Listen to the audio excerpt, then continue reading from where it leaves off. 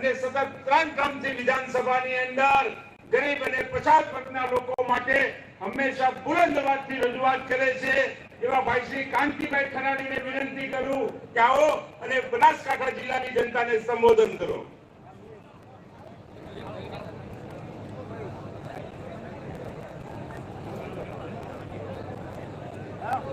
બનાસકાંઠા લોકસભાના આપણા ઉમેદવાર ગેનીબેન, એ જ રીતે વડગામના ધારાસભ્ય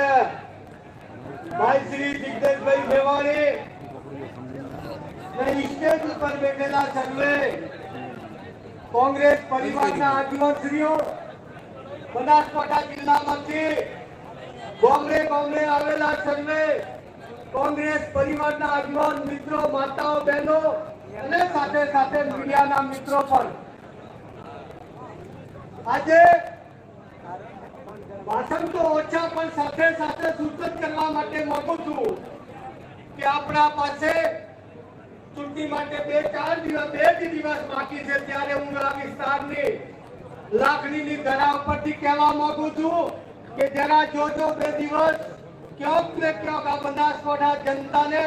સામેવાળા છેતરી ના જાય, એટલા માટે એડી ચોટીનો જોર લગાવીને આપણે જાગતું રહેવું પડશે. સાથે સાથે આ વિસ્તારમાંથી ગેનીબેનને સમર્થન આપવા માટે આજે તમને હાથ જોડીને જે સમર્થન આપ્યું છે એ માટે હું સાથે સાથે વિનંતી પણ કરું છું, પણ સાથે સાથે અમે જે 43 વિધાનસભામાંથી કોંગ્રેસ પરિવારને કાયમી માટે સમર્થન આપીએ છીએ, એ જ રીતે આ વિસ્તારમાંથી પણ કોંગ્રેસના ઉમેદવારને ગેનીબેનને ફરીથી સમર્થન આપવા વિનંતી કરું છું. સાથે સાથે હું થોડું કહેવા માંગુ છું કે આ વિસ્તારમાંથી ગેનીબેન ભાજપાને બહુ જ ઓખમાં પકડી રહ્યા છે.